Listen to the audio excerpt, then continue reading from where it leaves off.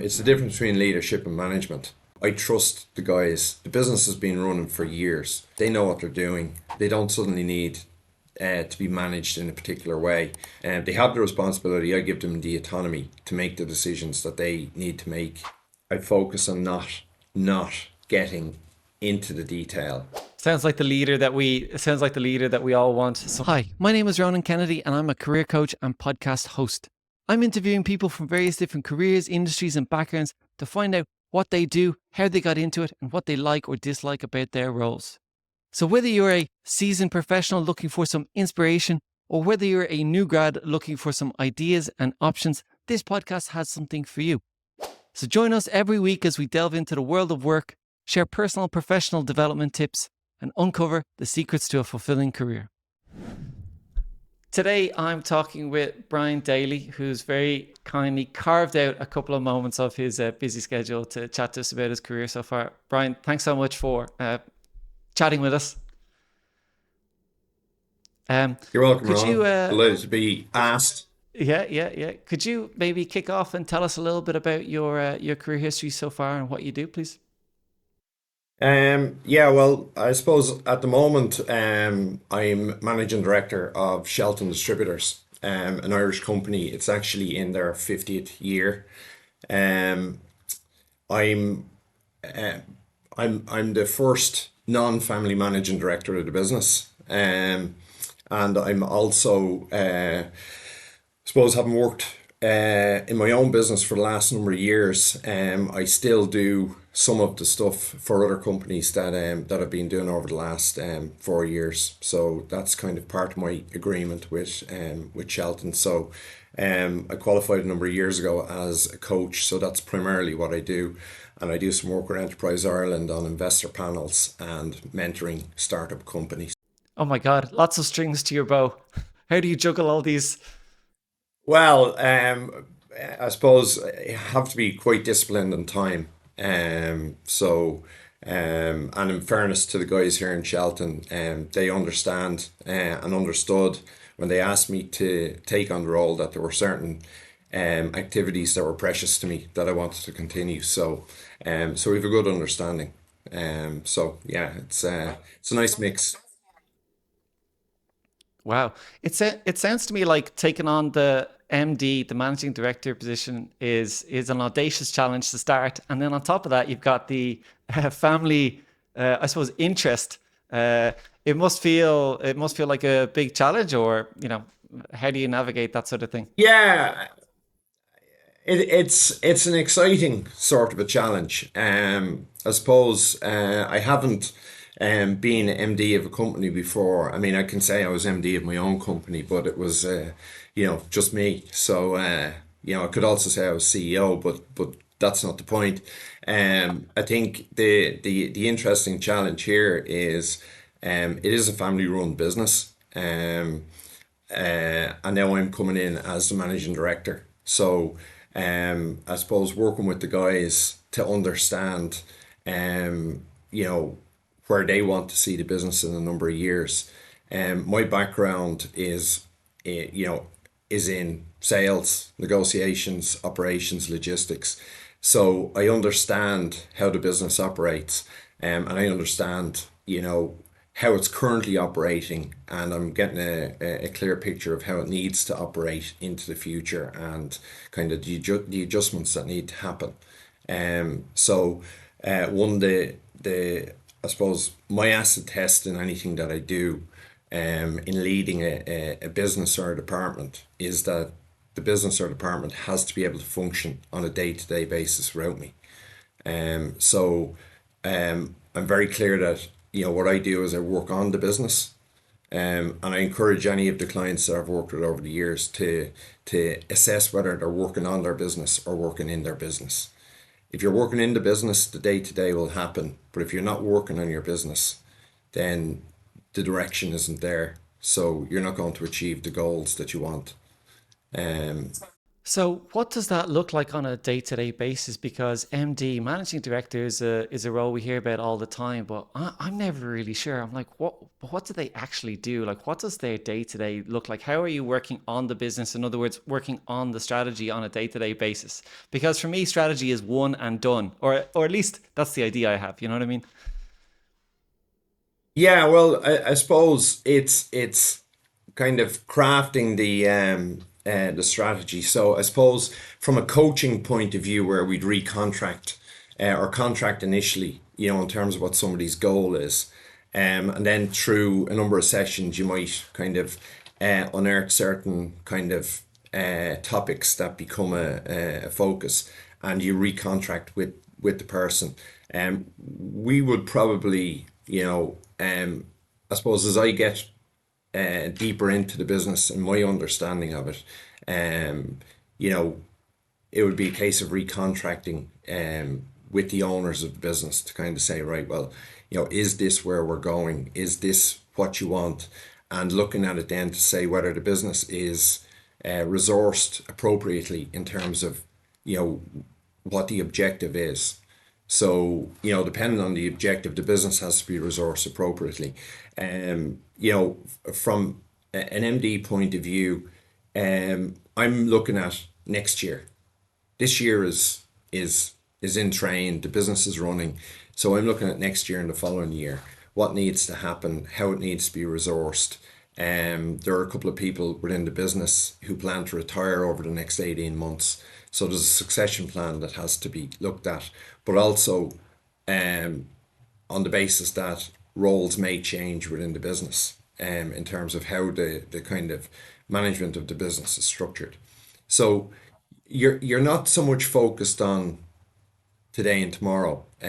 Although you'll keep a keen eye on all the KPIs and the business metrics, but you're very much focused on what's happening into next year, and planning that and making sure that you're in a position, to deliver on and protect the business.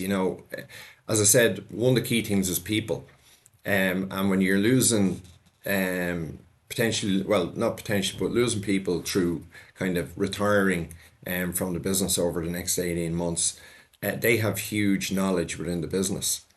So it's kind of making sure that that knowledge is captured before they leave, and work.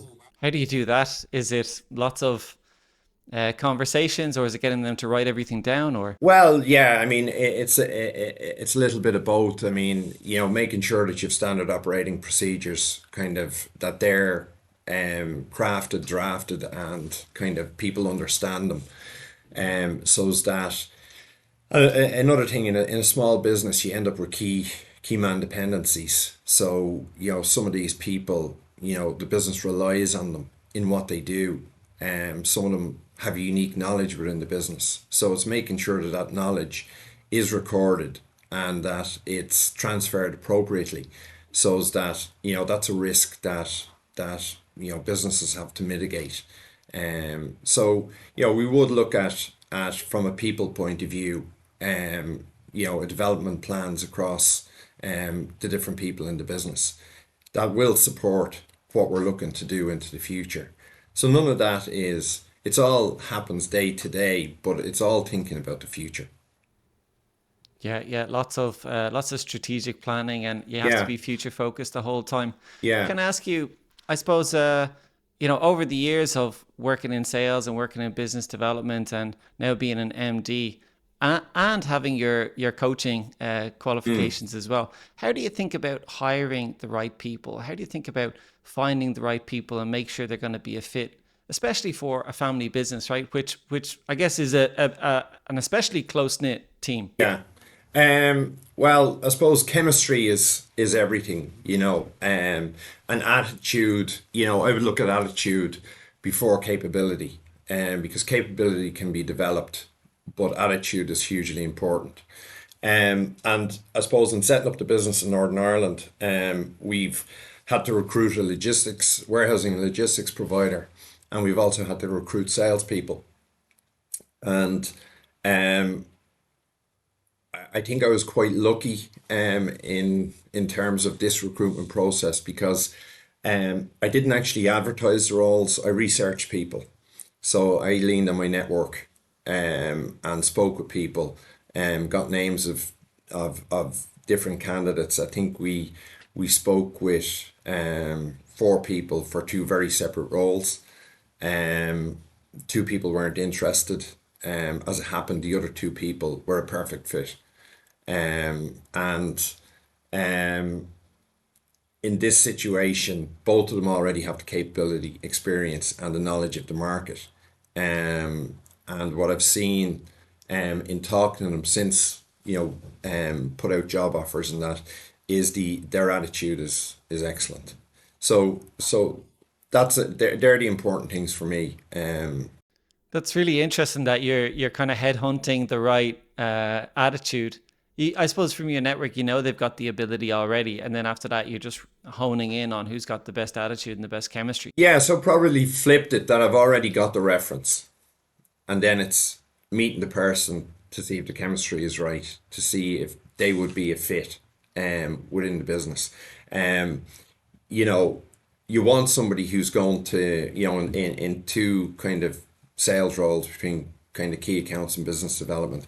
You want people who know the market, and you want people who have the capability, ideally, but to get that and people with the attitude, um, was a big win.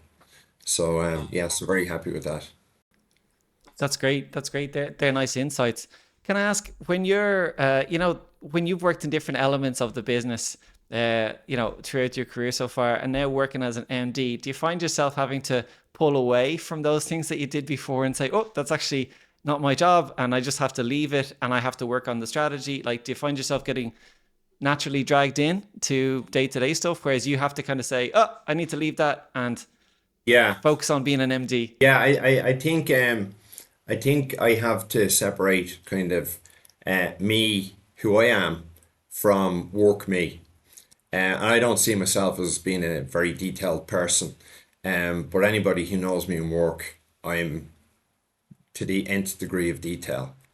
So, and a lot of the detail, in terms of what's happening day to day, um, like I suppose one of the things that I'm doing at the moment is kind of looking at all the detail of all the processes, how everything works, looking at numbers, in terms of sales, what we're selling, where we're selling, how we're selling it, you know, from a warehouse point of view, looking at the days sales of stock and the rotation of stock and what the stock holding is, are they at the appropriate levels? And so all of that is detail. But I suppose I'm talking with each of the people who are responsible for that to understand it, but I'm not getting involved. And I'm very purposefully not getting involved in that part of the business because I suppose it's the difference between leadership and management. I trust the guys. The business has been running for years. They know what they're doing. Um, they don't suddenly need to be managed in a particular way. So, yeah, so I give them the autonomy and the responsibility. And they have the responsibility. I give them the autonomy to make the decisions that they need to make within their own departments. And I focus on not getting into the detail at the moment. Sounds like the leader that we all want, somebody who lets us do our job. So I Well, suppose it's interesting because I find myself I'm both, right? I'm the person who works on the business and in the yeah. business. So for me, it's interesting to hear you do because that's obviously a struggle for me being a self-employed person, you know? Yeah, well, I probably learned over the years, coming into different roles, that everything is done for a reason. So whatever process is in place for a reason. So, it's kind of a no sudden moves and don't spook the horses. So understand the different processes, understand what's happening. It's also really important within those processes from a people point of view to understand, what's causing stress. So is there a way that we're working that's causing stress for people? And I think it's really important that any changes that are made have a benefit to the business, from an operations point of view, or from a people point of view. So will these changes improve the business, the operation, the rhythm of the business? Will it improve that? If it will do that, yes. However, it also has to improve, I suppose, the experience of the people who are involved in that process. So will it make their lives easier, or will it make it more difficult? Because, stress within a business, is the kind of obstacle to progression. So you want to kind of create as much of a stress-free environment as possible. And that's part of kind of, I suppose, putting in processes that allow people to do their jobs and free you up in your role to do what's needed in terms of the direction of the business. Yeah, it's quite an interesting balance that you have to toggle as a MD. You're very focused on the commercial planning and the optimization of processes, but simultaneously you want to remove stress and I suppose unnecessary hassle Yeah, from your team. So I yeah. suppose you're tapping into that coaching or that mentoring or that kind of soft people skills. If you were to like break down those different elements, would you say like it's like 50-50, like working on the numbers and the yield and the pricing and the contracts versus coaching and leadership and all the skills, or what do you think the breakdown is for?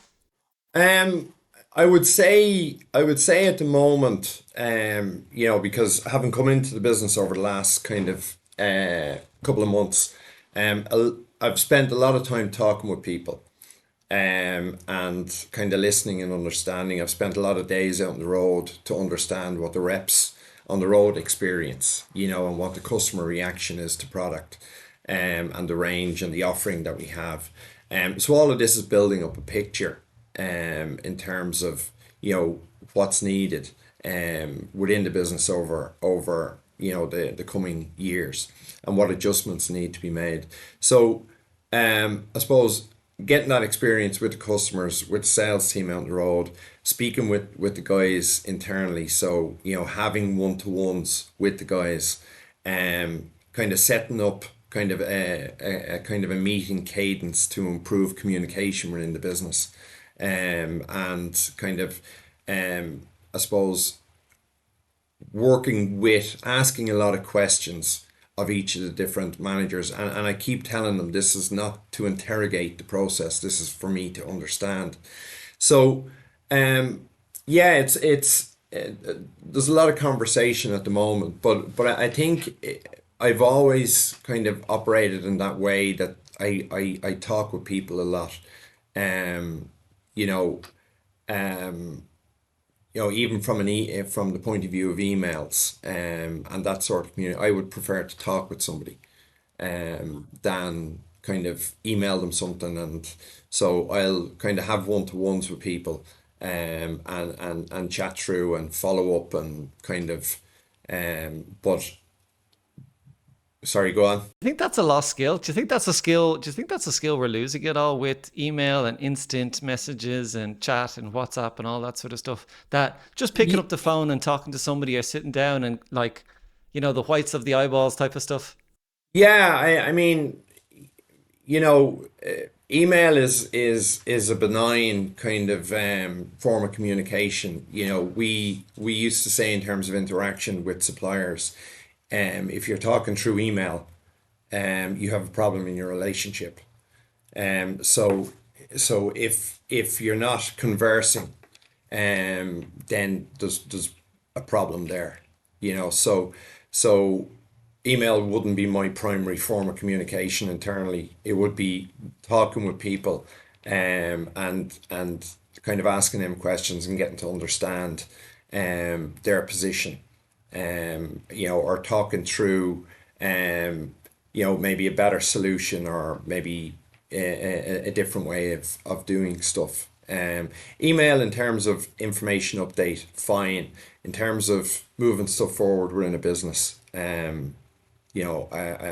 don't think so. So I suppose, to go back to to go back to your question, or your observation in terms of instant messaging in that, yeah, I think a lot of bigger companies, um, you know, I think they focus too much on that type of communication, and I've seen some of the companies where they're actively kind of encouraging one-to-one engagement, on a weekly basis, between kind of their kind of line manager, or between different departments, just to kind of keep the interaction, because I think when everybody was working from home and everything became just Zoom meetings, and emails, people realize, or companies realize, the value of social interaction, the even down to the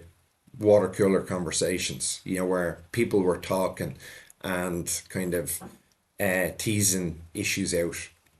So it's hugely important to companies, and I think it was lost there for a while. It was lost, and COVID didn't help. I suppose things were going that way anyway with all the instant communication, and it kind of feels like we're getting a similar level of communication because it's fast, Mm. and I suppose it's everywhere, right? It's on the phone, it's on the iPad, it's on the computer. But it's interesting to hear your perspective because negotiation is something that's been a theme. Is it fair to say throughout your whole career, negotiating, I suppose, contracts, negotiating prices, negotiating, I suppose, even responsibilities, perhaps? Would you say that's fair to say, that negotiation? Yeah, yeah, yeah, negotiation with kids, as well. Negotiation with kids and Specifically my kids. But yeah, I suppose negotiation in my career, was something that I came to really understand, and I actually came to really enjoy it. And over the years, I remember speaking with one particular commercial director of a company, and he basically said to me, you know, annual negotiations, are a really stressful time for the national accounts team. And um, I suppose from the other side, yeah, I kind of never really got bent out of shape about negotiations, because it was part and parcel of what we did. Um, and I suppose negotiations, I mean, everything is a negotiation if you bring it down to it. I spent probably the first 16 years of my career as a salesman, at different levels, from van sales, in Kerry Foods back in the early 90s, which was tough going, but you're selling off van, moving 7 or 8 tons of water into stores, and then kind of working in food service with Dairy Gold, and then working with Boyne Valley, um, dealing with all the symbol and convenience stores, and then all the multiples then, and wholesale side of the business. So always selling products, um, you know, selling, but never really recognizing that actually, when you're doing a deal with somebody in a store, it is actually a negotiation. I always just kind of thought it was just when you went into national accounts and you're dealing with a kind of professional buyer, that's where the negotiation started. But in reality, as I reflect over the years, it's only when you put a name on something, that it suddenly becomes a challenge. becomes real. It becomes real. Oh, actually, I'm in a negotiation now. Well, actually, for the first 10 years of my career, I was in negotiations, but just didn't realize it. It was just something that we did. But understanding, both sides of the business, because having operated as a national accounts manager, selling and being involved in negotiations with kind of professional buyers, and then actually when I was working in BWG Foods, and I was asked to take up a role as head of ambient trading, where I was actually suddenly managing professional buyers, having never operated as a buyer. That was a very steep learning curve, and I would have been, Straight into the deep end. yeah, I would have been, I had a really experienced team, And I would have said to them, look, I need to learn it from your side, so I'm going to have to be a sponge, and I appreciate all the support you can give me. And in fairness, the team were brilliant, and they really supported me in kind of learning the craft from the other side of the table. And it was something that I suppose I got into by accident within the company. I ended up being given responsibility for the trading side of the food service business. And I looked at how a new way of that was being brought into the company, and I adapted it and brought it over to the food service side of things. It was remarkably successful, and then I got a kind of a shepherd's crook to go across into the kind of the main part of the business, in terms of responsibility across the BWG retail and wholesale divisions. It So sounds like a super tricky industry to be in, that retail, especially when you're negotiating prices. Because just read a little bit about your profile before, I see that like there's a lot of there's dynamic pricing in other, and yeah, if correct me if I'm wrong, but pricing that changes kind of like the flights of or the prices of airline flights go up and down based on demand or seasons, uh, yeah, and then also you're trying to negotiate in a dynamic pricing environment. That amount of uncertainty sounds terrifying to me. yeah. It's I suppose it's the industry is fast moving consumer goods and retail. So yeah, there's a lot happening within the space, but in terms of dynamic pricing, it's effectively, excuse me, there's a couple of elements to it. So, one element would be, where you're pricing against on private label against an A brand. So one of your big kind of household brands. And the dynamic part of that is, at what point does elasticity kick in? So how much cheaper than the A brand can you be? At what point in terms of your price versus the A brand do your volumes start to fall away? So that's that kind of dynamic pricing. The other part of it then would be in terms of looking what your main competitors are doing, and either leading on price or matching on price. So we would have looked at pricing on a weekly basis, and either matched or led on price from a retail. You make it sound easy, but how do you figure that out? Um, Again, I'll go back to the team that you have. And at that point in time, I had a very experienced team. And what I would say is I would go back another step and say that when I first went in there, it was high octane.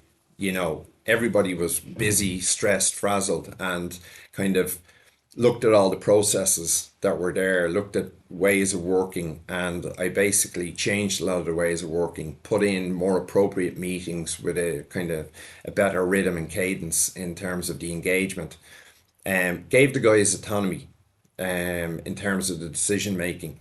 So created an environment that was calmer to begin with, and then it allowed the guys to have more focus on those different areas, because at that stage we were working. So we're in a retail business where BWG is a wholesaler and retail brand owner of obviously Eurospar, Spar, Mace, Landis, and Excel. Then they also have a wholesale business that supplies into those retailers as well. So we wanted to give the retailers the best service possible. So you're working on providing the best service to retailers. Part of that is giving them the most competitive package. So what we would say is that they're never embarrassed at the till with their own shoppers. So you want to give them the best RRP that they can go to the customer with, but you want to make sure that their margin is right as well. So you create an environment where there's lots of moving parts, but you dampen everything down so that the guys can focus where they need to focus, and give them the appropriate support in terms of doing that. So that's where, getting the prices, we worked with a company that kind of we could download prices and see the price and make comparisons. very quickly. So yeah, it sounds like, it's frantic, but the secret was having a really good team who understood their roles and creating an environment that allowed them to kind of flourish. I love it. Yeah. I love it. I think that's so interesting because even as I speak to you, you always come across as super calm and composed and in control. But then at the same time, you're negotiating, you're trying to develop strategies, you're trying to manage all these moving parts, and so it's just it's super interesting that your focus is on calmness. And I suppose that allows you to think clearly, to focus on the strategy, to see what's important, to prioritize. Yeah. Yeah. And I think I got a book one time called Thinking Fast and Slow. A consultant that I was working with in BWG made a present of the book to me. I don't know if he actually saw that the calmness was kind of uh, I suppose a duck swimming on water. The legs are flying underneath, but there is a calm Yeah, yeah, exterior. yeah. But I suppose through the coaching, I've kind of looked at it in terms of, if you think about the chimp paradox, in terms of how our brains actually work, and I suppose, our chimp operates an awful lot quicker. So if you're working in business just using that kind of that part of your brain, um uh your thinking will never be calm. And I think it's more about kind of that executive part of your brain where you can slow things down and process what's happening. And I would have always said to the guys in negotiations, there's no hurry in a negotiation. If it's not where it needs to be, don't panic. Just step things back. Maybe start asking a few more questions to buy yourself a bit of time to think, and slow down your thinking. Because I often talk about the shower moments. I might have something going on and I can't figure it out in work because there might be a lot of other stuff going on. But you have that shower moment where it just clicks with you, where your brain has actually slowed down and the thought comes to you, the solution or a potential solution comes to you. So I think it is always important. And actually, when I was doing work last year with PepsiCo, um, the guy that I was the general manager in Ireland would have always said to me, he said, "I'm amazed about your poise under pressure." He said, "You never kind of react. You always just kind of are calm no matter what the situation is." I think that's come over years with experience as well. That you've seen these situations before, so you know there's just generally nothing new. You probably have a kind of way to kind of solve a problem. So You're you not can be. surprised. You're not kind of caught on the hop anymore because I guess you've seen it all. Well, I'm not saying that I've seen it all. Every day is a school day, and different challenges or different days present different challenges. But you know, kind of panicking isn't going to create a solution. So it's It kind of generally feels about like slowing productive in the down. moment, though, right? When you're panicking, it kind of feels like almost productive in the moment. It's like, look, I'm ready. That's why it kicks Yeah, in, right? yeah, and one of the things over the years, is people tend to race to a solution, which might be the first solution. And I would kind of work it on the basis of one problem, three options, one solution. So it's not always the first, you know, solution that comes to your mind that's the best solution. And I've probably frustrated people over the years, probably frustrated my kind of line manager or different departments, that might have been looking for an answer from me because, you know, I might have missed the deadline, and to me, it's better to miss a deadline and deliver the right result than to meet a deadline and deliver the wrong result. But that can be frustrating to other people. Yeah, yeah. I like it though. I like it. It reminds me of this nugget, this wise nugget I heard before, which is all deadlines are made up. but we stress ourselves about them so much. But then when you think about what you've just said, well, it's better to miss the deadline and get a good result rather than hit this made up Yeah, deadline. yeah, Can I yeah. ask you when you And it's the same, sorry, in negotiations, like we'll all talk about your kind of, your settle point, your walk away point, or your optimum desirable and essential, within the negotiation. And negotiations are, you know, you might get what you're looking for out of a negotiation, but you might see that there's an opportunity for a better result, or you might have a kind of an agreement from a value point of view, but the structure of it might not be right. And you have a decision then, you may have a deadline to get that closed out because you're moving on to something else. But the structure of a deal within a negotiation is probably more important than the value can you tell me a of little the bit about the actual structure? outcome. What do you mean when you say the structure of the deal? Well, in terms of, what's involved, so, what the terms of the agreement are. If the terms aren't right, um, the value of what you've just negotiated, might be where you need it to be, but the terms underlying that might not be right. And I kind of found over the years that, I would have created a lot of modeling to understand the future value of an agreement today.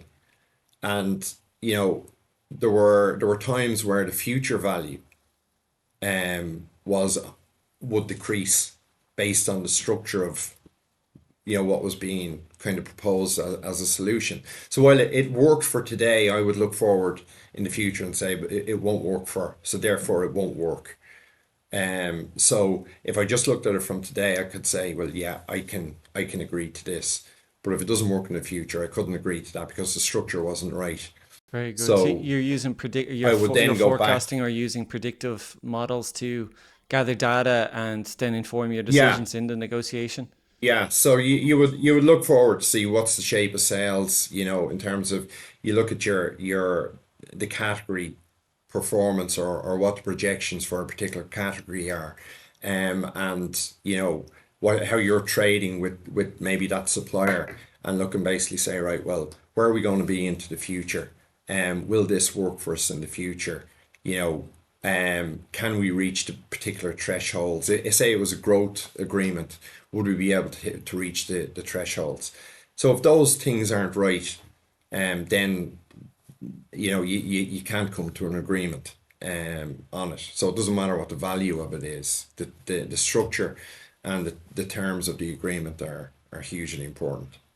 So they're great points. That structure is important. Having your data and your information prepared before going into negotiation, being calm, like you were saying to your team members, and something you do yourself. I suppose if people are going into negotiations, they're trying to map this onto their own careers and their own jobs and so on. Maybe they don't negotiate every day. And they're going in to negotiate salary, or they're going to negotiate a job promotion.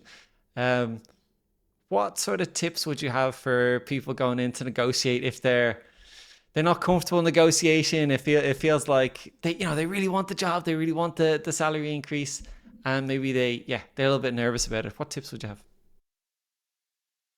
I suppose one of the key things is preparation, right? So, what's the basis of what you're looking for?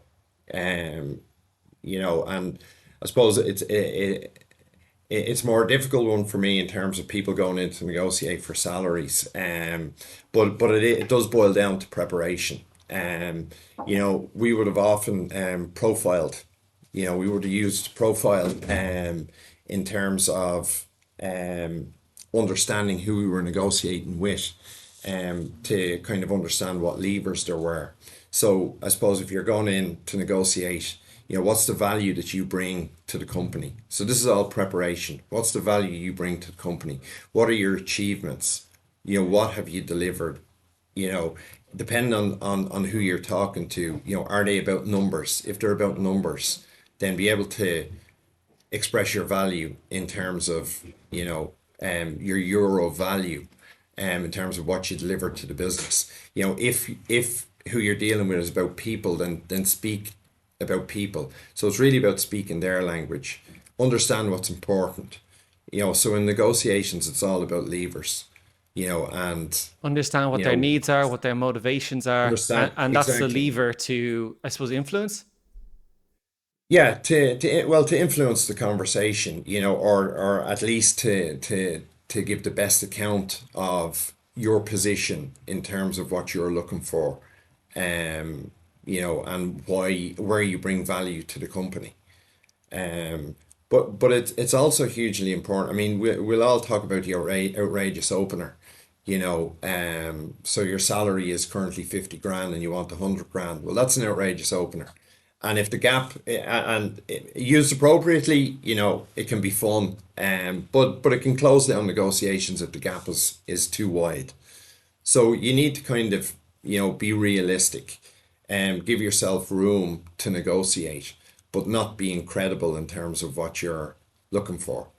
Do you think that And anchor? and Do you it's think that always anchor is poor? Sorry to interrupt you, Brian. But do you think that anchor is useful at all? Like, say if somebody's on 50 grand and they say, "I'm not looking for 100 grand," right? So it's not they, but the anchor that we have is still 100 grand. Say, "I'm not looking for 100 grand, but 60 would be great." And so the anchor that we have is we're coming from 100 down to 60. It's just, do you think that anchor is useful, or is that pop psychology that's not really? well. It's kind of a I yeah, I don't want to get into the kind of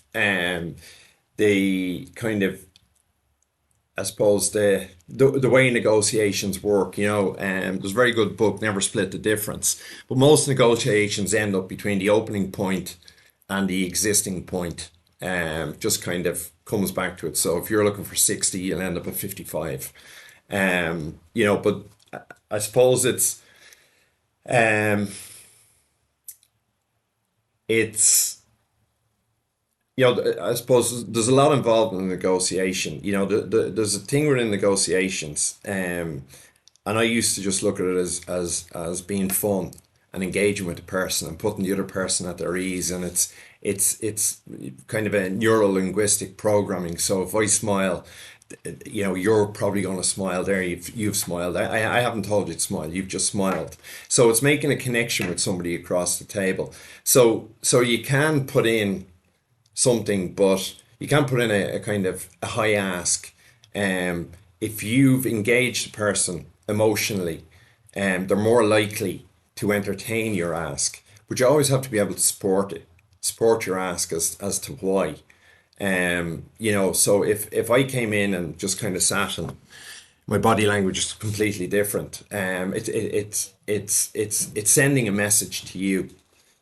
So and that's why, I'd love to talk to you now all day in terms of negotiations. But negotiations are set up in particular ways to deliver particular results.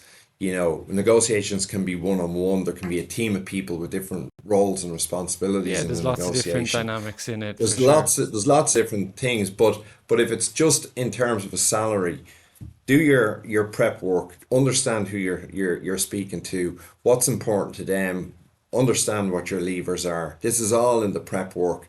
And when you go in, create a connection with the person.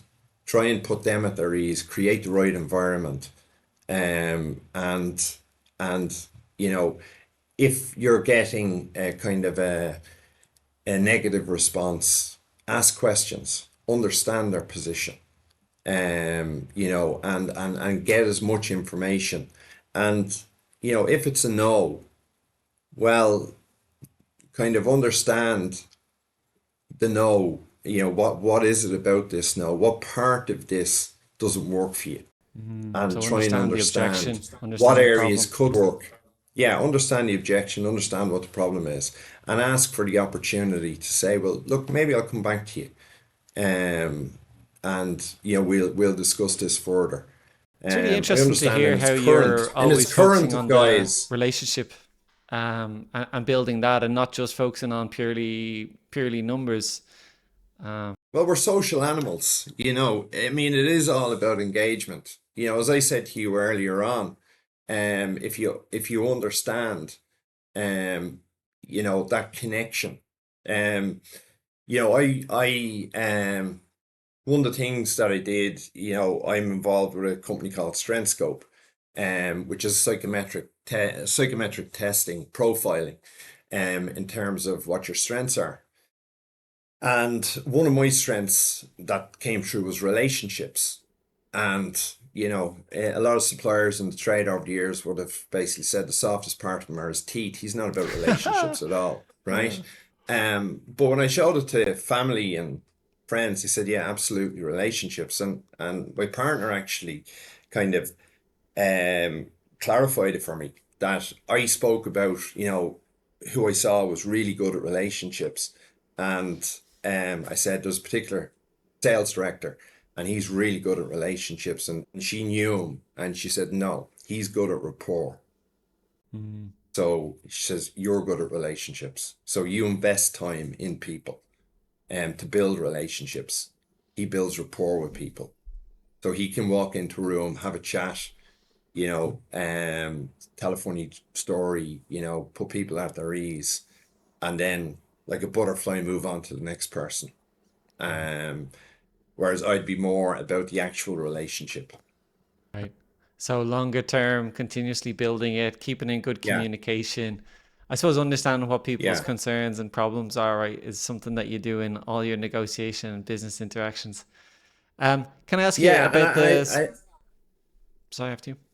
no, I was just going to say, and you know, in terms of working with people, I would have put a lot of time into the people, Mm. within the different businesses that I worked in, and putting time into their development from a kind of a genuine interest in seeing people develop. Mm. And you know, that has paid me back hugely over the years, in terms of seeing people develop, and getting that satisfaction of seeing where, you know, their careers have moved to. How do you feel the executive coaching that you've done and the psychometric testing that you use? How do you feel that has added to your repertoire of skills? Um, yeah, I think it actually helped me understand a lot of what I was doing previously. That was kind of just a natural way of working. So it helped me understand that more.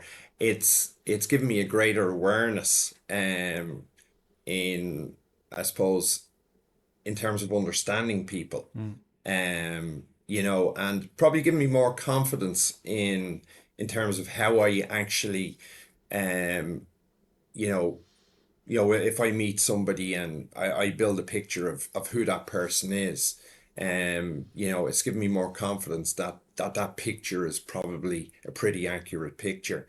Mm. And I suppose that's come true when, you know, when you're coaching somebody and you do a chemistry session with them and you just to see if, you know, you can work together. And then you get into the first couple of sessions. Generally after two sessions, I'll introduce the the kind of um the strength scope kind of module, That's very good. which will tell me what their seven kind of significant strengths that are bubbling under, and what their energy drainers are. And they're all split across emotional, relational, external and internal. Generally, after two sessions, I can say what's going to come through in the actual strength scope report in terms of their strengths.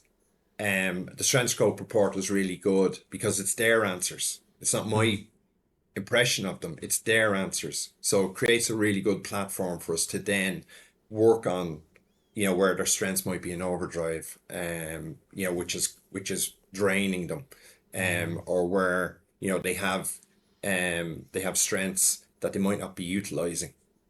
So it has given me a confidence level in terms of my interaction with people, um, you know, and I suppose an affirmation in terms of, you know, how I kind of engage with people.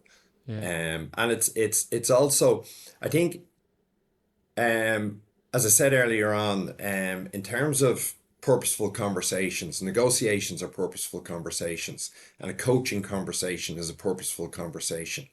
And in a coaching conversation, it's never about you. It's entirely about understanding the other person. And from a negotiations, um, I think one of the things I've learned from the coaching is that I always naturally ask questions in negotiations, but I probably, if I knew then what I know now, I probably would have asked even more questions. Mm. Because as I'm talking, I'm only hearing what I already know. Mm. So from a negotiation point of view, you really want to know what the other person knows, Mm. and be curious and ask them questions about their position, about their proposal or the issues that are affecting their proposal. Understand those. From a coaching point of view, you're asking those questions to help the other Mm. person. From a negotiations point of view, you're asking those questions for your own benefit. A lot of So parallels. to gain an advantage, right? It's a little bit, but it is part of the negotiation. So I think from the coaching point of view, I would have spent more time asking questions and listening in negotiations rather than speaking. Yeah, yeah, very interesting. It's also interesting to hear how you're continuously updating your skills, never just sitting on your laurels, right? You're doing your coach, or you did your coaching course. You've done other business courses as you've gone through your career, even though you've got all this experience and all this Hmm. success negotiating and being in retail and trading. Can I ask if you were, I suppose, if you were giving advice to your 18-year-old or your 20-year-old self, or maybe that's similar to your kids now, what sort of advice would you Yeah. give to somebody who's maybe they're in college or they're thinking about to college, going to college, or they're finishing college and they're thinking, okay, I'm interested in business, I'm interested in retail, and I would love to be the managing director of our company someday. What sort of advice would you give them?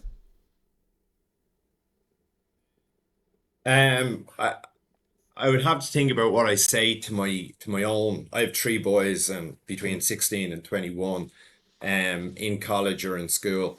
I think initially none of the lads wanted to go to college. So this is more for parents of kids rather than people who are in college. But um I initially with the first lad, I just couldn't believe it. I argued with him that he had to go to college, and he ended up going to college, but it wasn't because I Mm. argued with him. He was about 15 when he told me he wasn't going to college, so I just calmed down completely and spoke with him and talked with him about what he wanted to do.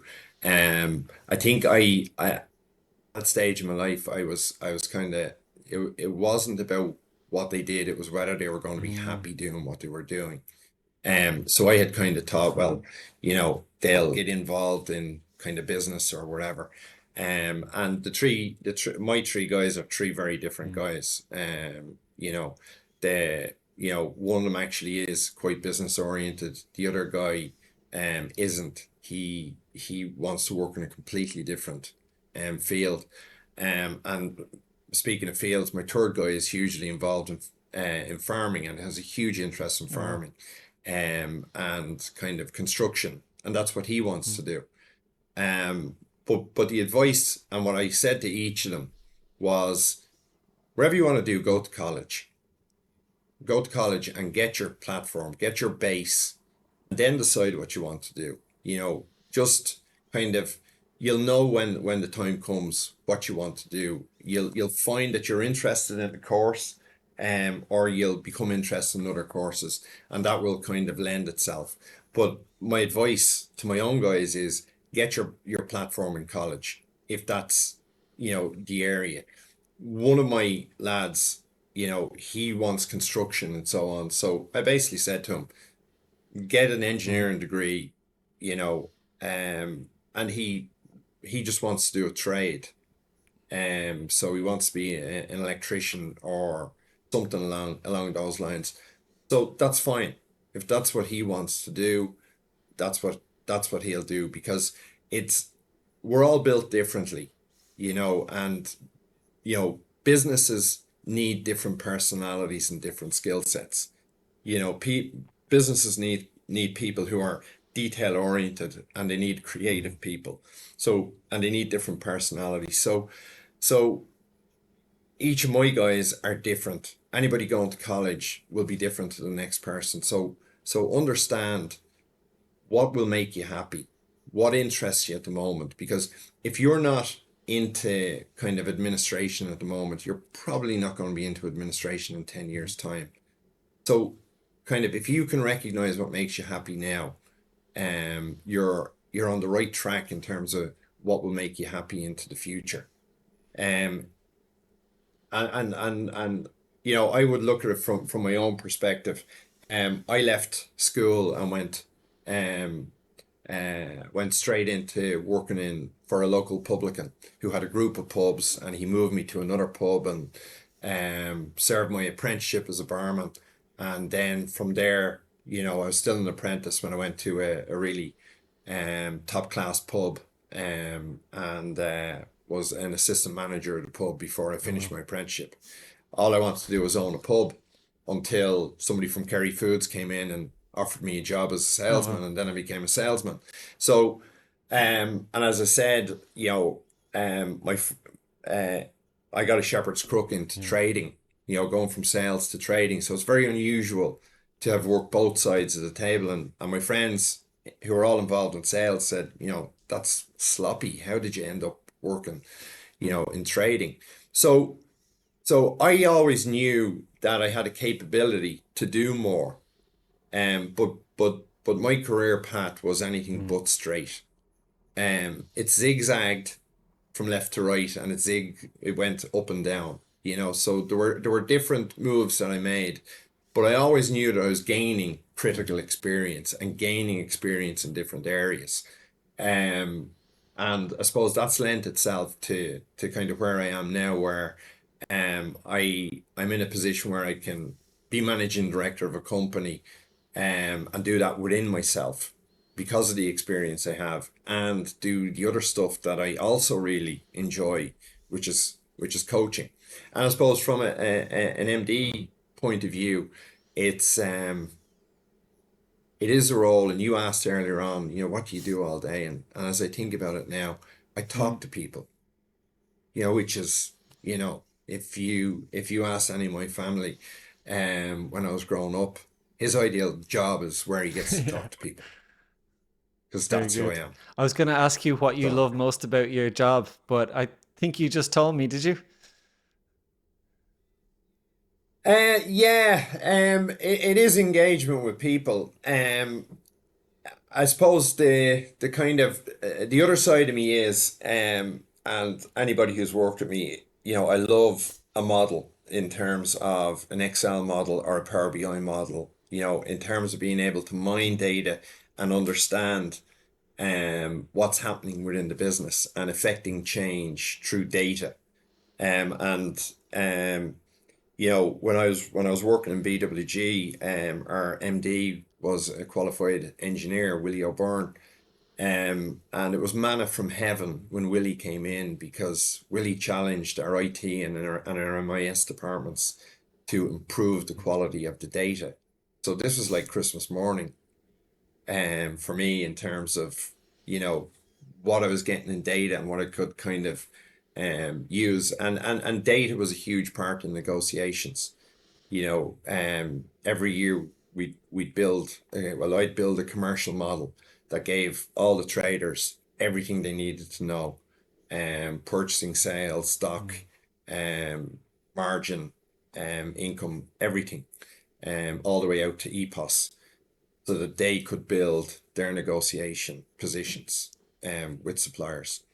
So that was something Yeah, a yeah. time of the year I loved, where I could kind of get in and build that model and then update it and make it better and make it slicker, and but always using data. So I suppose, yeah, Talking with talking with people and people data, and yeah. data. And I think that's been a Yeah, good yeah. a good theme Strange throughout your mix. career in our conversation today, how you really leverage both of those. I think looking at your profile, I always would have understood that data and the numbers and the finance was there. But it's really Mm, fascinating to hear the emphasis that you put on the interpersonal connection, building rapport, developing relationships, and mm, asking those purposeful questions in conversations to mm, really, I suppose, mine the person's data to really understand where they're at.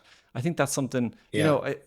we might think about MDs or CEOs as people who are just working on numbers and data sheets the whole time and thinking about strategy, and the people aren't as much a part of it. So that's super fascinating to hear.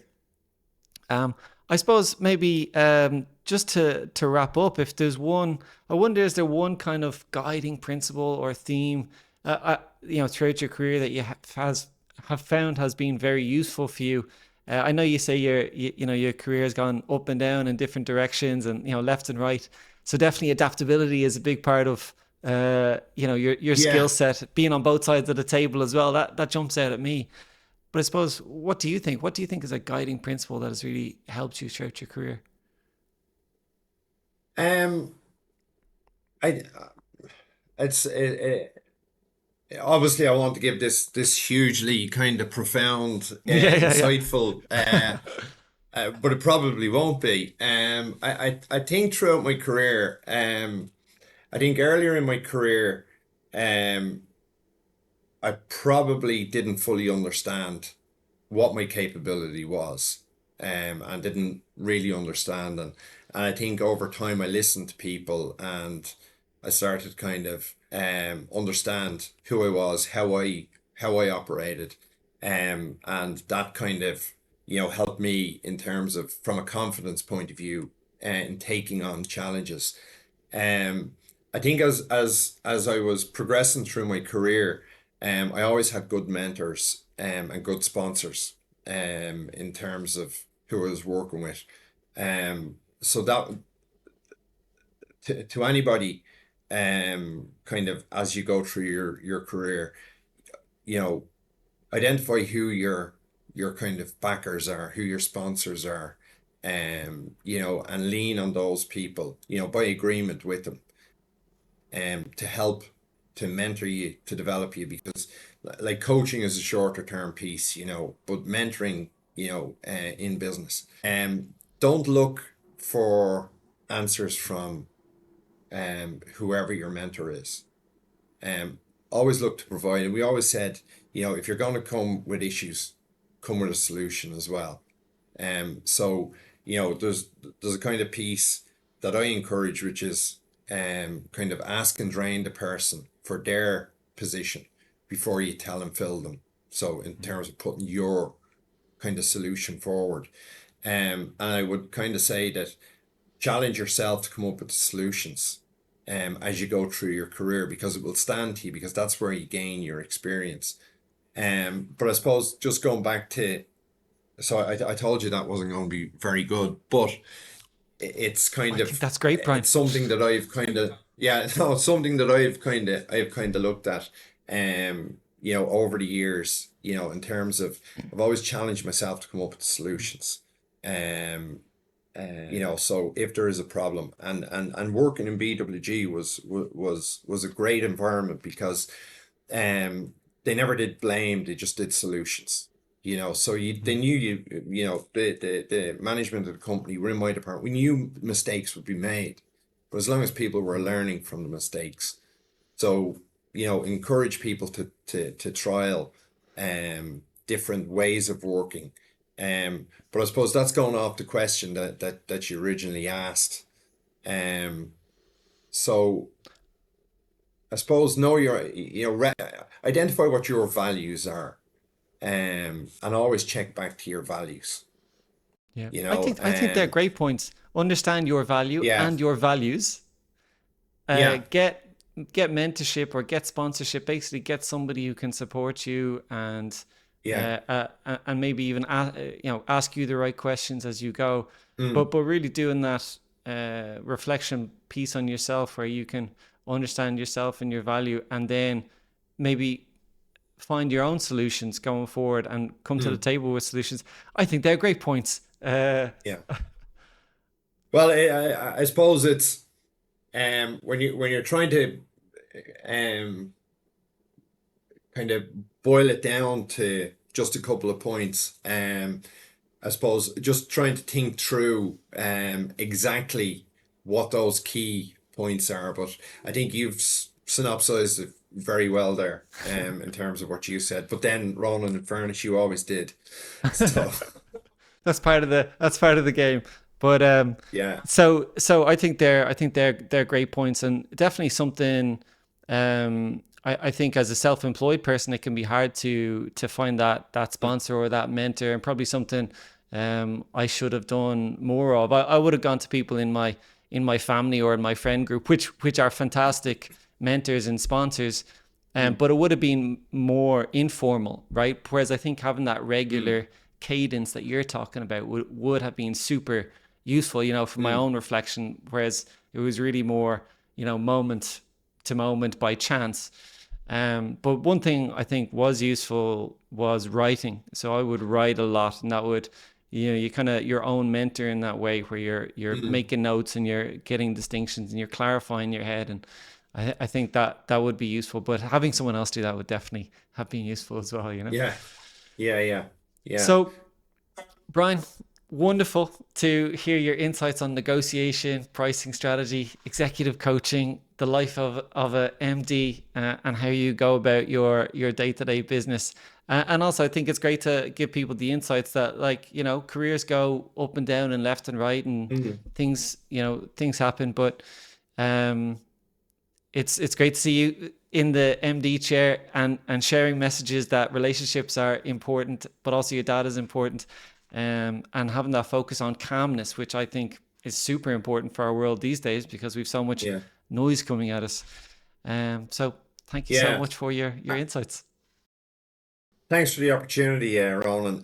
One thing that I would say, and just to finish off the previous point, be your authentic self.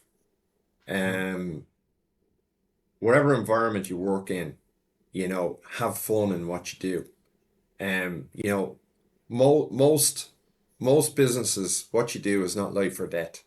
So have fun while you're doing it.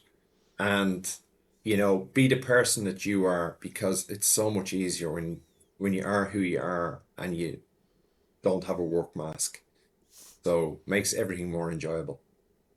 Love So it. listen, Love Ronan, it. thanks very much for the interest in what is a rather boring career, but I appreciate the energy that you brought to it. No, I love it. I love it. Thanks so much. Really appreciate chatting to you, and best luck with the next steps. Okay. All right, cheers, Ronan. Thanks. Thanks so much. Hi, folks. Thanks for watching this video. If you enjoyed this interview, please click the like button. And if you'd like to see more of these soon, please subscribe and support the channel. Thanks so much.